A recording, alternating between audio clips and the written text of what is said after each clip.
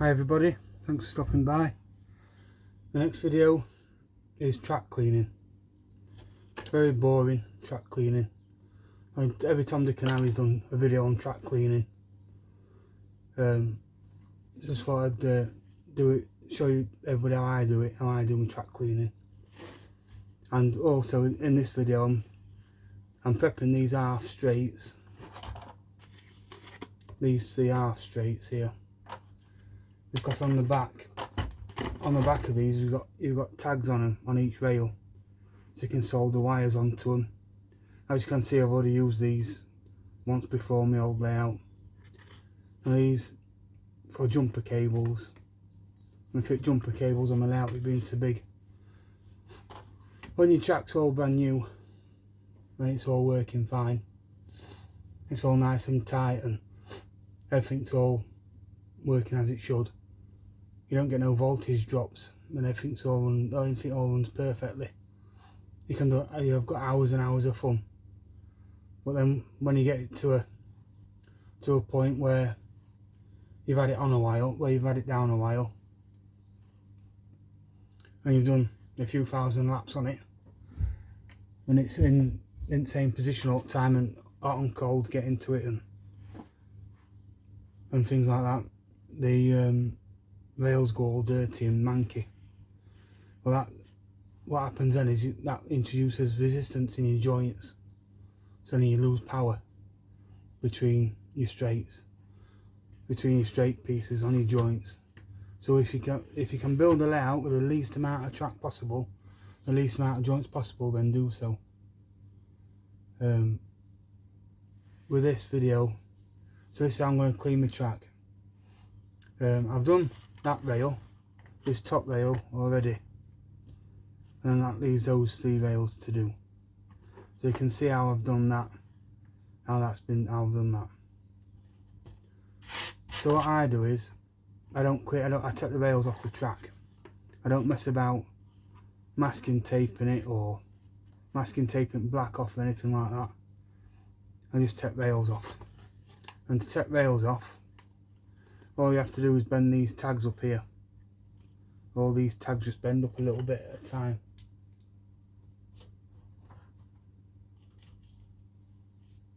Just bend them up slightly, and then rail just drops out like that.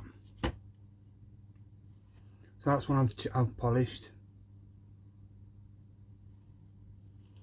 and then so I'll show you what I do to get the rails up. Screwdriver, flat blade driver, just bend that tag slightly, just there. Bend them all up, just a little bit at a time. You don't have to bend them. You don't have to bend them so they're vertical. Just bend them up slightly, because you don't really want them to lose the.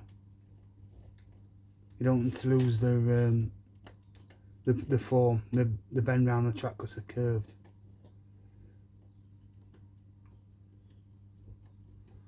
So just bend them up like that, and then your rail just pops out like that. Don't lose that bit, because that's your male end into your female end on the opposite piece of track, and then you need to polish them up as well. So I've got the 2 there for that side. So now you can see the difference when they're side by side. See how faded and dull and crappy that is, and this one's all nice and clean. So what I use to polish it is Autosol chrome polish, chrome, aluminium, stainless steel, brass and copper. There's all the polishes out there. You can use all the polishes, all the polishing chemicals, but I just use that. I also have an old rag. Now to polish that one rail, that one half rail, has left them black marks on my rag. So I'll polish this one. You can see it. You can see how it polishes, and also you can see how it's all bent. So you can just place it on your board and just straighten it back out. They don't take much bending, they don't take much to straighten them. Just wrap it, put your finger in your cloth, just so you got a dome head.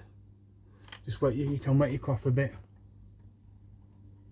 because your polish works a little bit better with it being wet, damp. All you have to do is put a small amount of polish on, and then just start rubbing it in up and down your rail. And you can feel it through your finger working, through your fingertip. And that's just literally those two, me rubbing it that little bit there. So if you want to apply pressure, just put it on the edge of my desk. And you can feel it, and you can hear it cutting into it. Cutting into all rubbish and muck,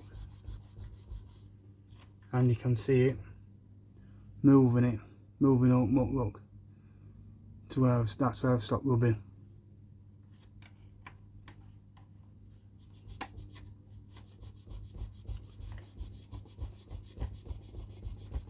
So you can just keep going. Now look at that on my finger. That rail were 4 bits, that's just 1 bit on its own. It's one small amount of rubbing on its own.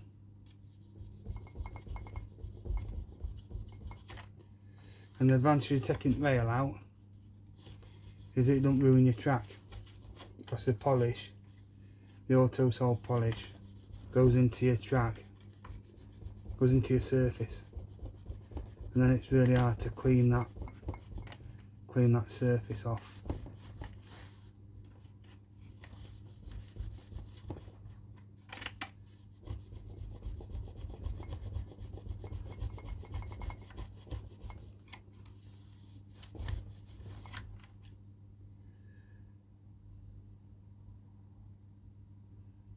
So that's just about there really, that one.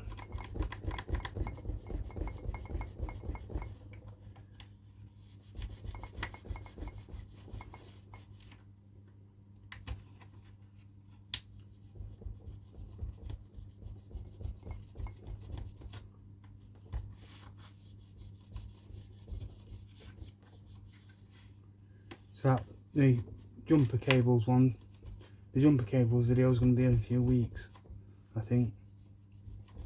I'm not doing it, not quite yet. I've still got a couple of jobs on. I've painted the blue parts of my Goodyear bridge for my front side of it. I just need to paint my letters. My letters painted here. My blue Goodyear letters. That's another good thing to do, is when you paint your face, paint face of your letters in the sprue, paint face of your letters in place there.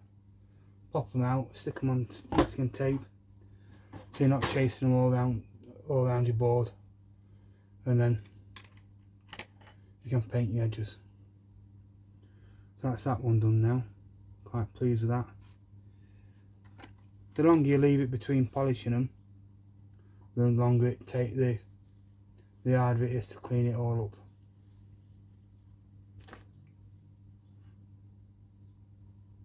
up.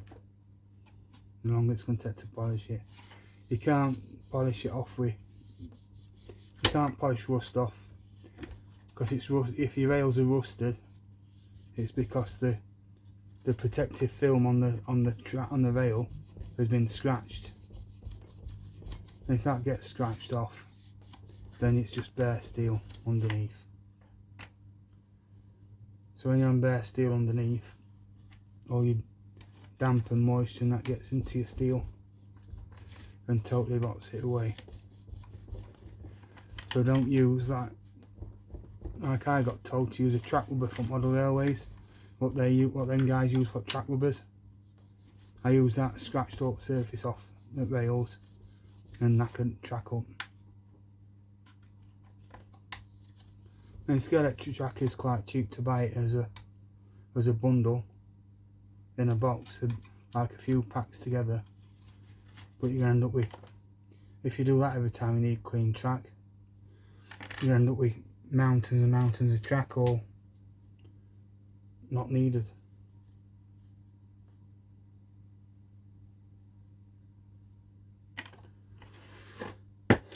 So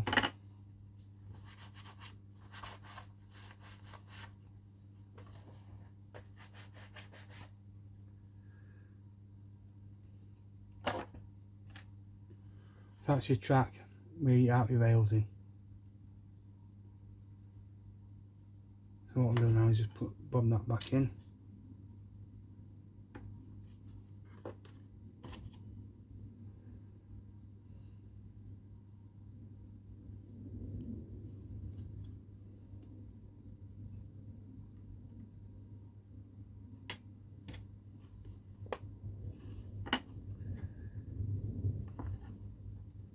Now there is that's it.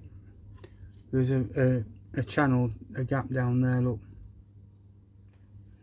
just put that, use that gap down there. Your rail just clips over to both pieces. Just put that back down, and with your screwdriver, just bend it back over, and just slot it back in. Make sure your fingers are out of the way. You don't want to be getting stabbed. You don't want to be stabbing yourself when you slip, or if you slip with your screwdriver.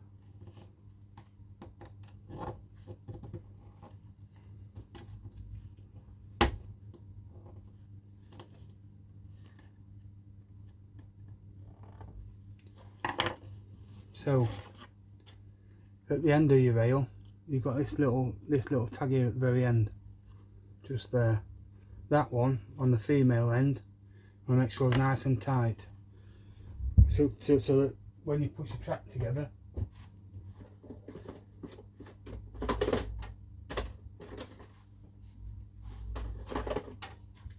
it's a tight fit, and it'll really stick. It'll really make a good contact between your male end and your female end. So see how clean they are, and what it is, it's with your car running over it at speed. What makes them mucky is the electrical contact in between your braids and your rail, and it attracts the muck in the atmosphere. It attracts all that into it. So now that's nice and clean as well.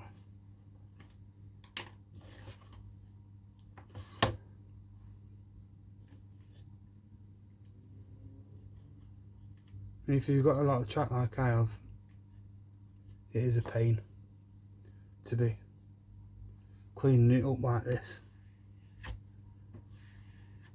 If you've got a race weekend coming up and you've got a load of your mates coming round for a blast round on your track, you don't want to be having to push cars over joints and messing about.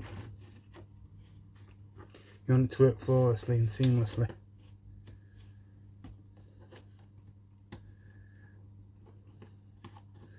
So bend them back over.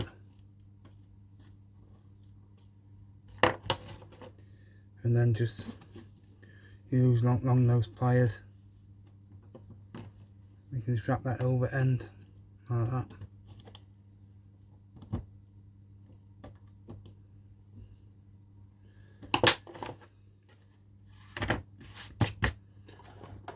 So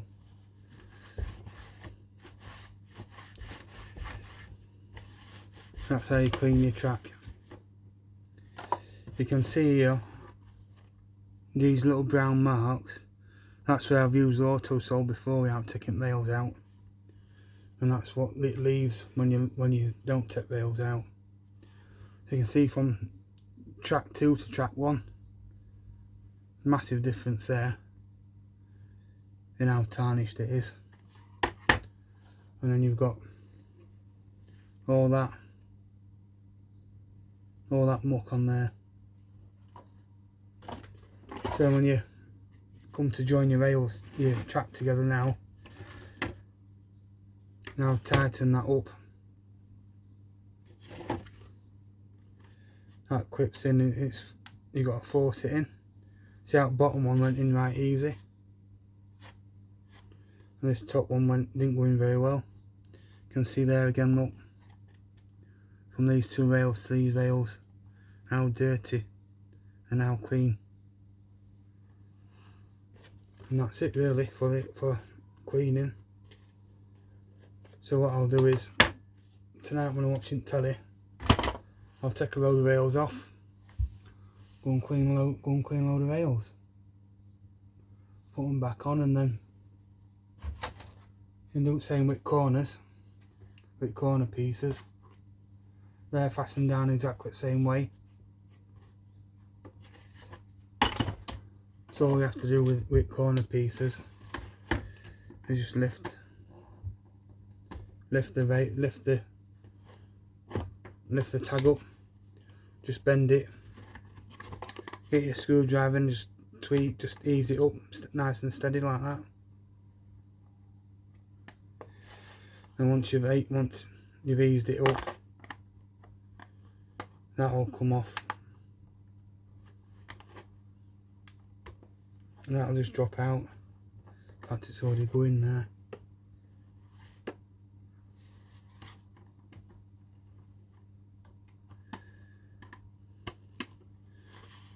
It's a bit of an embuggerance, but it saves you a lot of money by changing your track all the time.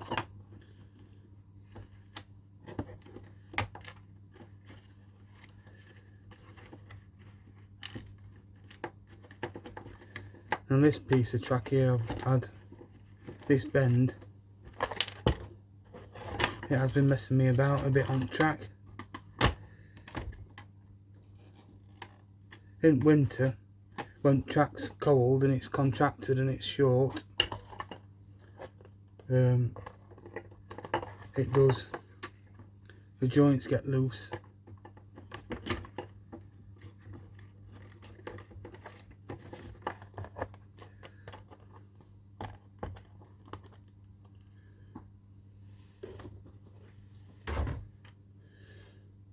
So that's this rail ain't too bad. It's not as dirty as them old sports ones.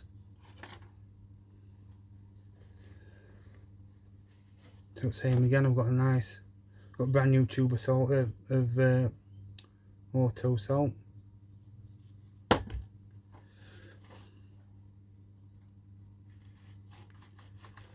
Just start rubbing it in.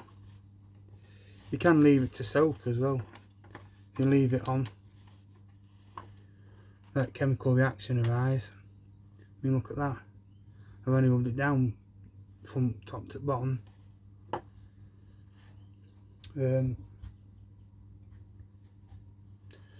Leave it a few minutes, well, a few seconds if you want.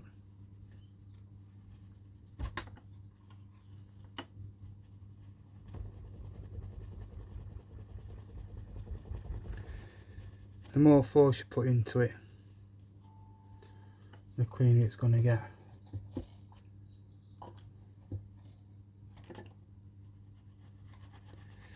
You put a bit of water on and it helps it.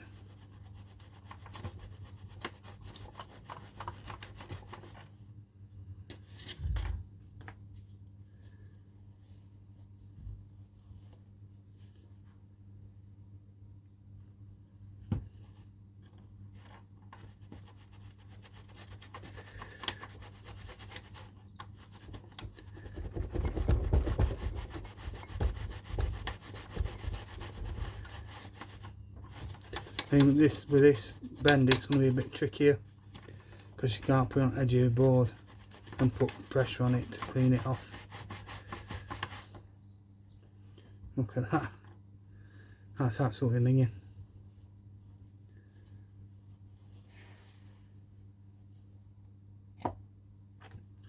It does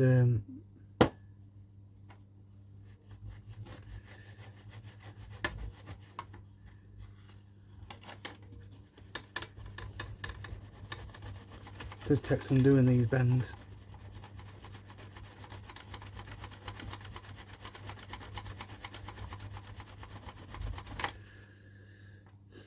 It's just really massive layout. Like my layout in the back straights is up and down hill. There's 14 straights in it. 14 full standard straights.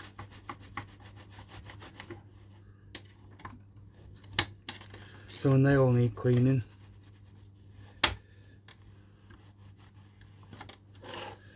That's going to be a right hassle, cleaning all them. Once you've cleaned it though, I think it lasts a good few months before you need to do it again.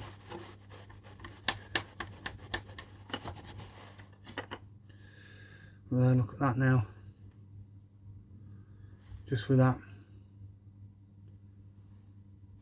What was that, about a minute, couple of minutes? Couple of minutes of cleaning. My bag's a bloody mess, but a few minutes cleaning like that.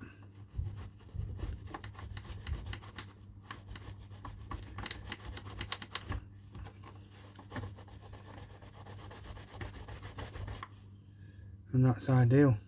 That's really good. It's come out like new virtually.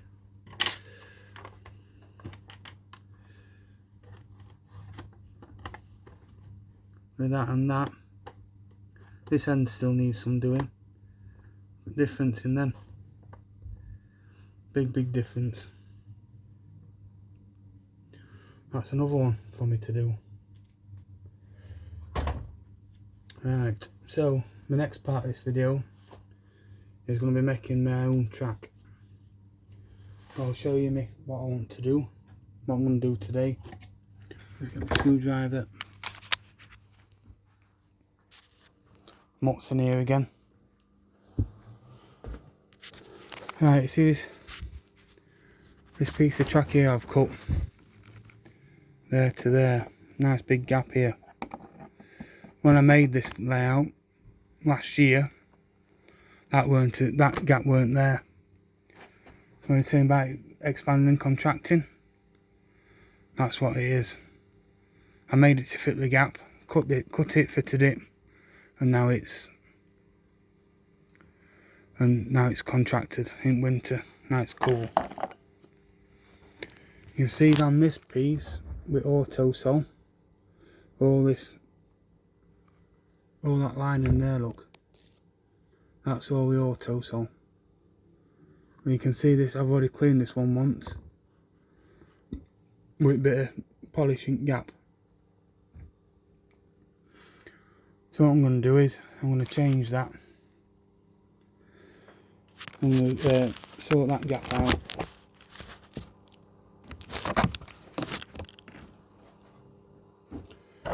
So if you lift this up, lift the track up.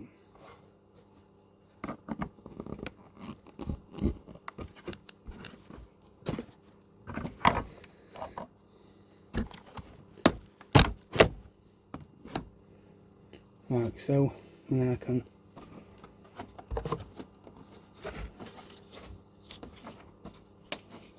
split that off. Now Scalextric don't make adjustable track, and they don't do every size you need. They only do standard sizes for their standard layouts. This layout I've got here, I've built. It's not obviously. There's no standard track plan to this. It's just one size. I've just made it, and then I've cut track to fit where I need it to fit. So get a standard bit of track, standard half straight. Let's get some masking tape.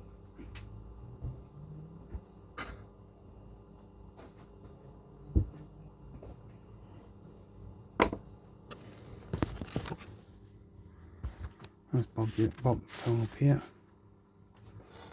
Right, so what I'm going to do is push that together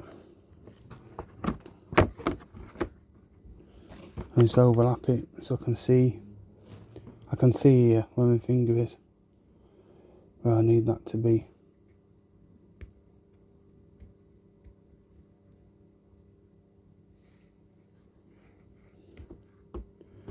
Get a bit of masking tape.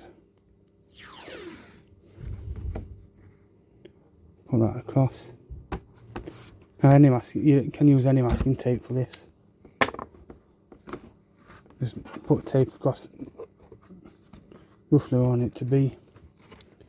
Lift this track up.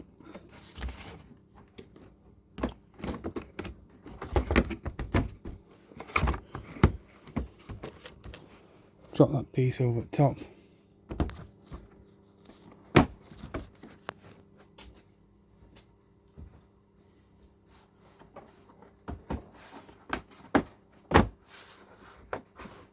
Make sure the rest of your track's gone back down properly. So I'll just bob this piece out.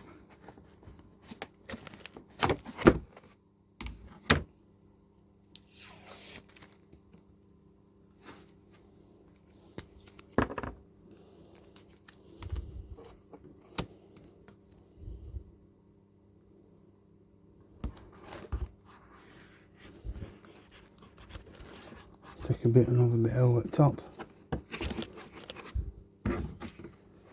Right, so they don't do a corner to fit that gap, and don't do a straight that short. That's longer than what Scalextric do standard.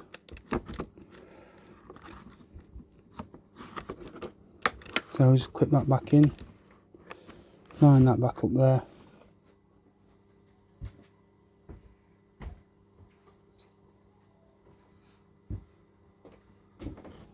Get my pencil in, just mark it.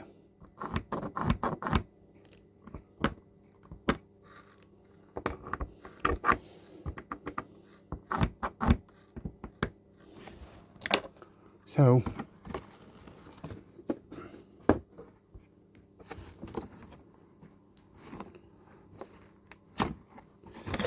that now has been, I've marked that. And just make out them lines there.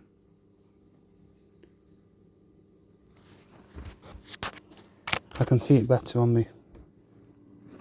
See it better on me in.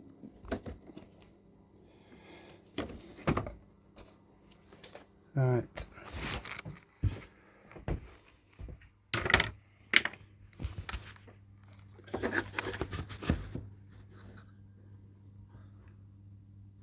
Right, so I can line that across. I'll line that across there with the old ruler.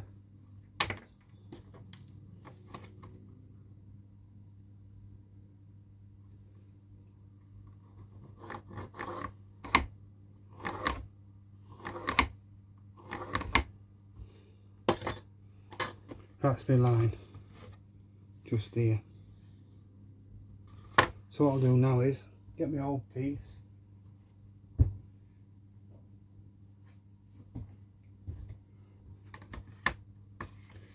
and you can see it's literally just too short with the contraction, and I ain't cut it very well either.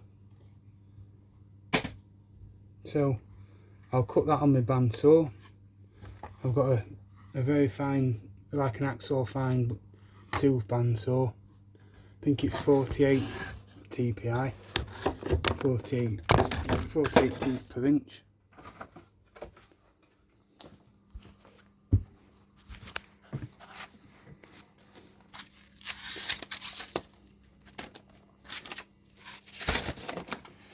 That bandsaw blade there. Right, I'll just move this stuff out way. I'll cut that and I'll be back in a